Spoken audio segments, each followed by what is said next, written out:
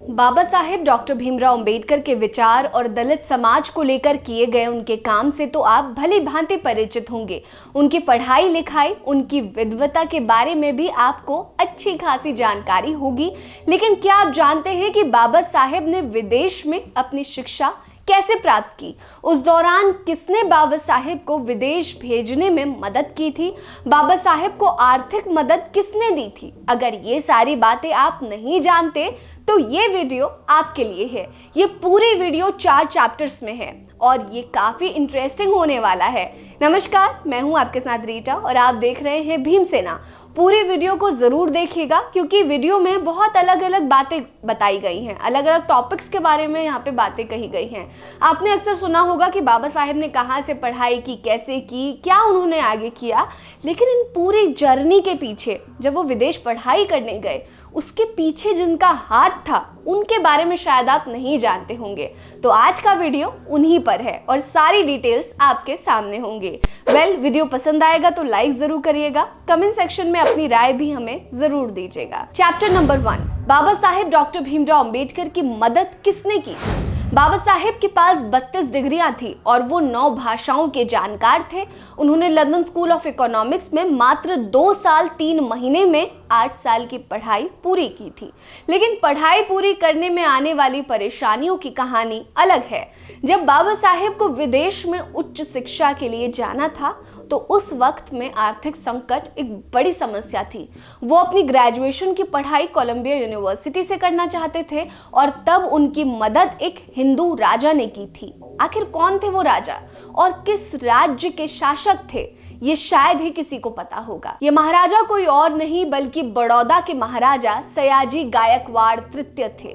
महाराजा की ओर से बाबा साहेब अंबेडकर को 1-2 साल नहीं बल्कि 3 साल तक लगातार मदद दी गई, यानी ग्रेजुएशन कंप्लीट होने तक उन्हें मदद प्रदान की गई। पढ़ाई पूरी करने के बाद जब अंबेडकर वहां से लौटे तो महाराजा से मिले। इसके बाद लंबे समय तक वो उनसे जुड़े रहे। वैसे एक बात तो स्पष्ट है कि अगर महाराजा सयाजी गायकवाड़ तृतीय ने उनकी मदद नहीं की होती तो शायद अंबेडकर के लिए यहाँ तक पहुंच पाना मुश्किल होता। सयाजी गायकवाड़ तृतीय के नेतृत्व में बड़ौदा देश के सबसे समृद्ध राज्यों में से एक था। उन्होंने अपने शासन के दौरान सामाजिक सुधार से लेकर जात पात खत्म करने और शिक्षा के क्षेत्र में कई बड़े काम किए थे। चैप्टर नंबर 2, सयाजी गायकवाड़ ने मदद कब की? ये बात 1913 की है जब भीमराव ने अपनी कोलंबिया की पढ़ाई के लिए बड़ौदा के महाराजा के लिए यहाँ आर्थिक मदद के लिए आवेदन किया था। और जब ये आवेदन महाराजा के पास पहुंचा तो महाराजा ने इसे बिना हिचकिचाए मंजूरी दे दी, जिसके जरिए अब अंबेडकर को अपनी पढ़ाई के लिए सालाना स्कॉलरशिप मिलने लगी, जिसकी बदौलत अंबेडकर का विदेश जाकर हायर एजुकेशन करने का सफर आसान हो गया। उस समय उन्हें मिलने वाली सालाना स्कॉलरशिप करीब 11.50 पाउंड थी, जो 3 साल तक बाबा साहेब को दी जाती रही। कोलंबिया से लौटने के बाद बाबा साहेब ने सबसे पहले महाराजा सयाजी गायकवाड़ से ही मुलाकात की थी। महाराजा गायकवाड़ अपने राज्य में शिक्षा, कला, नृत्य आदि क्षेत्रों से जुड़ी बड़ी हस्तियों के संरक्षण के काम में भी हमेशा आगे रहते थे। उन दिनों कई ऐसी हस्तियां थी जिन्हें बड़ौदा के महाराजा ने फाइनेंशियली सपोर्ट किया था। उनमें ज्योतिबा फुले, दादा भाई नौरोजी, लोकमान्य तिलक, महर्षि अरविंद जैसे दिग्गज नाम थे।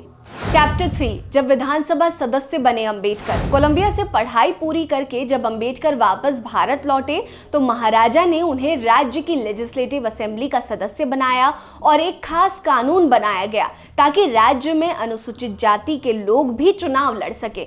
बड़ौदा में जिस तरह पिछड़े वर्ग, महिलाओं के साथ आर्थिक तौर पर कमजोर लोगों के लिए तमाम योजनाएं चलाई जा रही थी, उसका असर अंबेडकर पर भी पड़ा, जिसका असर हमें उनके संविधान निर्माण में एकदम साफ दिखाई देता है। महाराजा जब तक जिंदा थे तब तक उनके डॉक्टर भीमराव अंबेडकर से अच्छे खासे संबंध बने रहे। आपको बता दें, महाराजा को उन दिनों भारतीय रियासतों के शासकों के बीच सबसे बड़ा समाज सुधारक और प्रगतिवादी राजा माना जाता था। और माना भी क्यों ना जाता, अगर कोई राजा या कोई आम इंसान समाज की अच्छाई के लिए काम करता हो, उनकी जरूरतों को समझता हो, उनके सम्मान को समझता हो और उनकी हर तरह से मदद करता हो तो बेशक उसे एक प्रगतिशील राजा कहने में कोई बुराई नहीं है। और उन दिनों शायद ही कोई राज्य वंचित वर्ग और पिछड़े वर्गों की उस तरह से मदद कर रहा था जिस तरह से महाराजा ने की थी। चैप्टर 4, महाराजा गायकवाड़ के कार्य। महाराजा सयाजी गायकवाड़ को भारत में पुस्तकालय आंदोलन का जनक माना जाता है।